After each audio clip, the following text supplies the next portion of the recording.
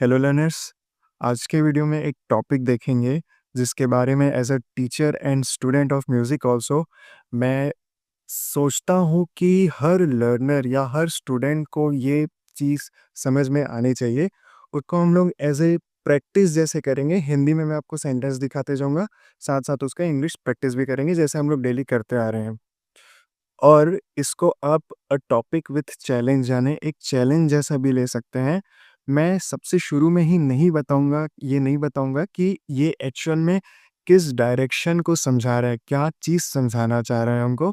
अगर आपको वीडियो ख़त्म होने से पहले समझ आ जाता है, तो प्लीज़ कमेंट में आप उसको बताना और हो सके तो इंग्लिश में बताना, ताकि आपका इंग्लिश का प्रैक्टिस भी हो सके।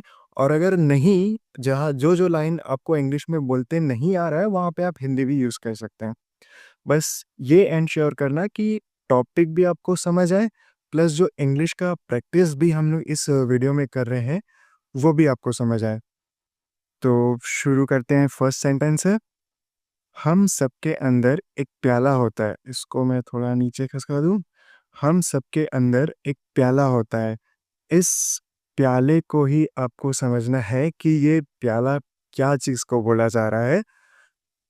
तो कंटिन्यू करते हैं इंग्लिश ट्रांसलेशन में। हम सबके अंदर एक प्याला होता है। इसको हम लोग इंग्लिश में कैसे बोलेंगे? हम को इंग्लिश में हम लोग बोलते हैं वी। प्याला को हम लोग बोलते हैं कप। क्या बोलते हैं? कप। अंदर को हम लोग बोलते हैं इनसाइड। तो मेन का तो मैं बता दिया। अब देखते हैं English. We all have a cup inside us. We all यानी हम। वी के लिए तो हम आता है, इतना पता है। सबके यहाँ लिखा है हम सबके। वी ऑल, उसके लिए हम लोग लगाए वी और ऑल एक साथ। हम सबके अंदर होता है। होने वाले के सेंटेंस के लिए हम लोग हैव लगाते हैं, इसलिए वी ऑल हैव आया। अ cup inside us. A cup यानी एक कप। इनसाइड इनसाइड अस यानी हमारे अंदर। ठीक, समझ आया? आगे बढ़ते हैं। आपको कंटेक्स्ट भी समझ आएगा कि किस कप के बारे में हम लोग बात कर रहे हैं। जितने भी टाइम आपको वीडियो के बीच में जितने भी टाइम हमको समझ आए, तो डायरेक्ट आपको कमेंट करना है वो चीज़। आगे बढ़ते हैं। यह प्याला हमारे पुराने विचारों से भरा होता है। बहुत बड़ा हिंट है ये। इसको थोड़ा छोटा कर दूं। यह प्याला हमारे पुराने विचारों से भरा है, सॉरी, होता है बोल रहा ना। इसको इंग्लिश में हम लोग कैसे बोलेंगे? This cup. यह प्याला के लिए हम लोग दिस कप लगाए। इस फुल यानी इतने सेंटेंस का दिस कप इज फुल। इतने सेंटेंस का हिंदी मीनिंग होता है यह प्याला भरा हुआ है। अब किससे भरा हुआ है? एडिशनल इंफॉर्मेशन हम लोग दे रहे हैं, उसके लिए हम लोग लगाएंगे ऑफ अवर ओल्ड आइडियाज, यानी हमारे पुराने विचारों से। होपफुली आपको कब हम लोग यहाँ पे क्या बोल रहे हैं इस टॉपिक में आपको अभी तक समझ आ गया होगा। आगे बढ़ते हैं नेक्स्ट सेंटेंस में। यह पानी के एक भरे हुए गिलास जैसा है। यानी पानी का एक भरा हुआ गिलास जैसे जो आइडिया है, वो वहाँ पे पानी जैसा काम कर रहा है। वो पूरा भरा हुआ है। इसको इंग्लिश में हम लोग कैसे बोलेंगे? इट इज़ लाइक, यानी यह है कैसा? A full glass of water.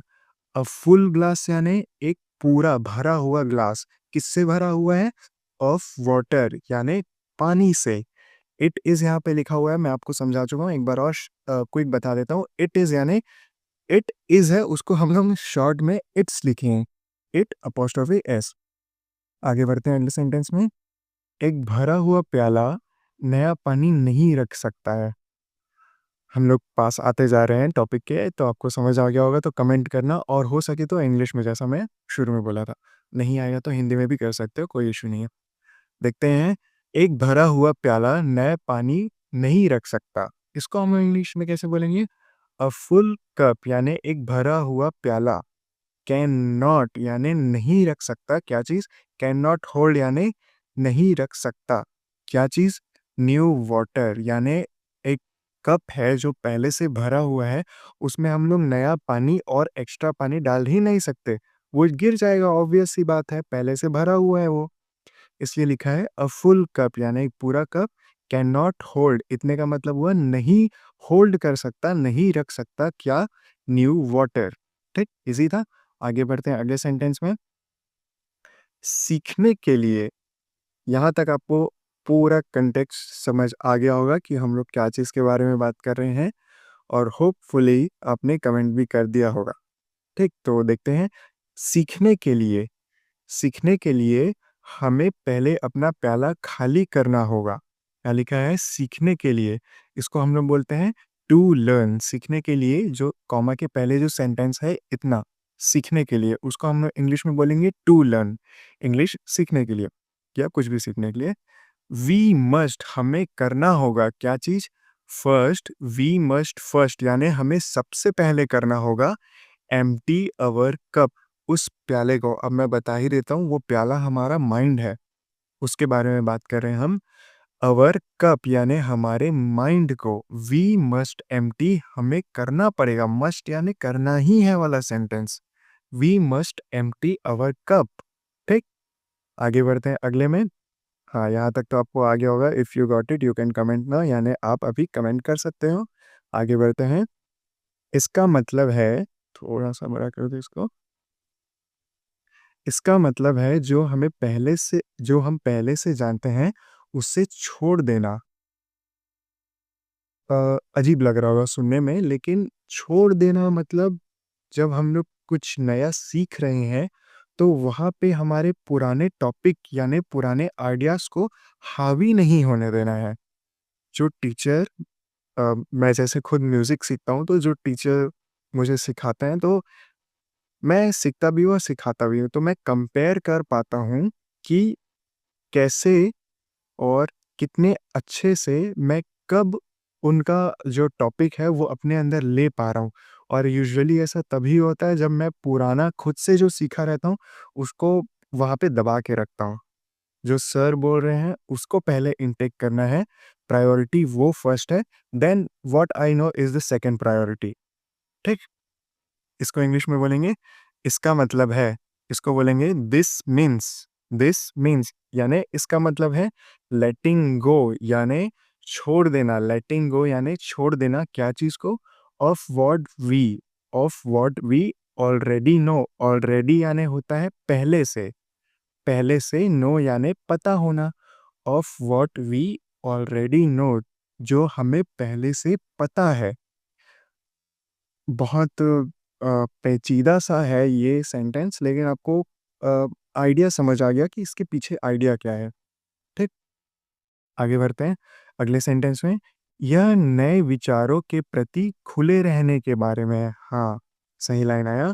यह नए विचारों के प्रति खुले रहने के बारे में है। मतलब नया विचार, नया टॉपिक, नया आइडिया हमारे अंदर लेने के बारे में है ये। इसको इंग्लिश में बोलेंगे इट्स अबाउट, यानी ये है बारे में किसके? बीइंग ओपन यानी खुले रहने के, टू न्यू थॉट्स। किस चीज़ के लिए खुले रहने के लिए? To new thoughts. न्यू यानी नया, थॉट्स यानी होता है विचार। ठीक? इजी था। आगे बढ़ते हैं अगले सेंटेंस में। To learn we must know how to learn, यानी ये एक मैं अपने साइड से बोलने के लिए जो आपको बोलना चाह रहा था वो लिखा था। सीखने के लिए हमें ये पहले पता होना चाहिए कि हमें कैसे सीखना है। ठीक? अगर आपको कहीं पे भी डाउट होगा तो आप वीडियो को रीवॉच कर सकते हो। एक्टिव रिकॉल आपको तो अब तक समझ आ गया होगा कैसे काम करता है। आगे बढ़ते हैं अगले सेंटेंस में। और also subscribe if you want to learn English like this, यानी अगर आपको ऐसे ही इंग्लिश सीखना है और ऐसे सीखना अच्छा लग रहा है तो चैनल को सब्सक्राइब कर देना। हर दिन एक नया वीडियो आता है नए लर्निंग के साथ। आगे बढ़ते हैं। हमें ध्यान के साथ सुनना चाहिए। हमें ध्यान के साथ सुनना चाहिए। हमें के लिए लगाएँगे वी, पता है। ध्यान को हम लोग बोलते हैं फ़ोकस। ध्यान के साथ के लिए हम लोग लिखेंगे विथ फ़ोकस लिखेंगे। सुनना चाहिए, सुनना को बोलते हैं लिसन। सुनना को क्या बोलते हैं? लिसन। मेरे साथ आपको इंग्लिश में रिपीट भी करते जाना है। वी नीड टू लिसन, यानी हमें सुनना चाहिए किसके साथ? With focus. विथ फ़ोकस यानी ध्यान के साथ। ठीक? ईज़ी था। आगे बढ़ते हैं अगले सेंटेंस में। एक नौसिखिए यानी होता है बिगिनर। बिगिनर यानी जो भी कुछ नया स्टार्ट कर रहा है उसको हम लोग बिगिनर बोलते हैं। बिगिन आपने सुना होगा, किसी चीज़ को स्टार्ट करना यानी बिगिन होता है, वहीं से वर्ड आया है बिगिनर। ठीक? एक नौसिखिए बिगिनर के दिमाग की कल्पना करें, यानी एक बिगिनर कैसे कुछ चीज़ सीखता है। ऑब्वियस सी बात है, बिगिनर यानी नया इंसान होता है, तो वो कुछ सीख रहा है तो वो नया है उसके लिए। उसके माइंड को हमको इमेजिन करना है कि वो उस टाइम कैसे काम कर रहा है, ठीक? इसको इंग्लिश में हम लोग क्या बोलेंगे? इमेजिन, कल्पना करना यानी होता है imagine. A beginners mind, a beginners mind यानी कल्पना करें एक बिगिनर के, नौसिखिए के दिमाग को कि वो कैसे काम करता है, ठीक? आगे बढ़ते हैं अगले सेंटेंस में। एक बिगिनर कुछ भी सीखने के लिए तैयार होता है, यानी एक बिगिनर जिसको किसी टॉपिक के बारे में कुछ जानकारी नहीं है, वो ऑब्वियस सी बात है कि वो हर चीज़ अपने अंदर, जो उसके टीचर या उसका बुक या कहीं से भी वो जो सीख रहा है, वो रेडी रहता है सीखने के लिए, अपने अंदर उसको इनटेक करने के लिए। इसको इंग्लिश में क्या बोलेंगे? अ बिगिनर इज़ रेडी, यानी एक बिगिनर रेडी रहता है, तैयार रहता है। रेडी यानी तैयार, क्या चीज़ के लिए?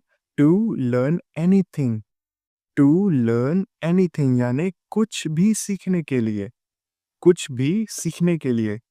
आगे बढ़ते हैं अगले सेंटेंस में। अगला है एक विशेषज्ञ कभी-कभी सोचता है कि वह सब कुछ जानता है। यानी इमेजिन करो एक ऐसा इंसान जो मान लो इसी वीडियो को देख रहा है और वो सोचेगा कि नहीं यार, मुझे तो ये सारे सेंटेंसेस को इंग्लिश में ट्रांसलेट करना तो आता ही है। तो क्या वो इस वीडियो को देखेगा? नहीं देखेगा ना, ऑब्वियस है। वो सोच रहा है कि उसको सब आता है, तो वो नया चीज़ क्यों सीखे? लेकिन आप खुद नोटिस करोगे कि इस वीडियो में ही आपको बहुत सारी नई चीज़ें भी सीखने मिली होंगी। तो अगर आप ऐसा माइंडसेट रखते हैं कि जैसे इसमें दिया है कि इनटेक करना, एम्प्टी कप को एम्प्टी करके, तो आप नई चीज़ें सीखने के लिए एकदम रेडी हैं। इसको इंग्लिश में देखते हैं अभी तो। एन एक्सपर्ट यानी एक विशेषज्ञ, समटाइम्स यानी कभी-कभी, थिंग्स कभी-कभी सोचता है, दे नो एवरीथिंग, वे सब कुछ जानते हैं। और इससे होता क्या है? यह और अधिक सीखना मुश्किल बना देता है, यानी ऐसा सोचना उसके लिए नई चीज़ों को सीखना और मुश्किल बना देता है, ठीक? इसको इंग्लिश में बोले, दिस मेक्स, यह बना देता है क्या चीज़? दिस मेक्स इट यानी यह बना देता है हार्ड टू लर्न मोर, यानी और अधिक सीखने के लिए ये माइंडसेट उसको मुश्किल बना देता है, ठीक? आगे बढ़ते हैं अगले सेंटेंस में। अपना प्याला खाली करना हमें बढ़ने में मदद करता है। अब आपको पूरा टॉपिक समझ आ गया होगा। अपना माइंड, अपना नॉलेज कुछ देर के लिए सीखने के टाइम शांत करना, ये मैं खुद को भी बोल रहा हूँ क्योंकि मैं म्यूज़िक का स्टूडेंट ही हूँ अभी भी। अ, खाली रखना मतलब माइंड खाली रखना जब आप सीख रहे हो, तो यह हमें बढ़ने में मदद करता है। It really helped me a lot, इसलिए मैं ये टॉपिक आप लोगों के लिए लेके आया हूँ। इसको इंग्लिश में बोलेंगे एम्प्टिंग योर कप, यानी अपने प्याले को खाली करना। हेल्प्स अस ग्रो, हेल्प्स यानी मदद करना होता है, अस ग्रो क्या चीज़ में मदद करता है? हमें बढ़ने में। ग्रो यानी बढ़ना, प्लांट ग्रो करता है, बढ़ता है, वैसे ही ग्रो करने में, ठीक? आगे बढ़ते हैं अगली सेंटेंस में। प्लांट से याद आया, मैं अपने रूम के लिए प्लांट लाया था। आगे बढ़ते हैं। यह ताज़े ज्ञान के लिए जगह बनाता है। ऐसा करना, ऐसा करना न्यू, ताज़े यानी फ्रेश, फ्रेश नॉलेज के लिए ये चीज़ हमारे माइंड में एक स्पेस बनाता है कि अब हम रेडी हैं कि जो भी न्यू लर्निंग आ रहा है उसको एक्सेप्ट करने के लिए। इसको इंग्लिश में देखते हैं। It makes space for fresh knowledge. It makes space यानी यह जगह बनाता है। इतने सेंटेंस का मीनिंग वही हुआ। क्या चीज़ के लिए जगह बनाता है? For fresh knowledge. फ्रेश यानी ताज़े, नॉलेज यानी ज्ञान के लिए, ताज़े और नए ज्ञान के लिए, ठीक? आगे बढ़ते हैं अगले सेंटेंस में। यही सच्ची सीख की कुंजी है। यही सच्ची सीख की कुंजी, कुंजी यानी की, चाबी है। ठीक? इसको इंग्लिश में देखते हैं। दिस इज़ द की यानी यही है चाबी, कुंजी यानी चाबी, क्या चीज़ के लिए? To true learning, to true learning यानी सच्चे सीख की। ठीक? तो होपफुली आज का वीडियो आपको अच्छा लगा होगा। इसको अच्छा लगा तो शेयर कर देना ये नॉलेज और सब्सक्राइब कर देना। और आपका सेंटेंस कमेंट में आप लिखोगे तो मैं वहाँ से खुद चेक कर लूँगा। और इस वीडियो से आपको क्या नॉलेज मिला है, क्या लर्निंग मिला है इंग्लिश के अलावा, ये भी आप मेरे को कमेंट में बता सकते हैं। तो मिलते हैं अगले वीडियो में, तब तक के लिए प्रैक्टिस करते रहिए।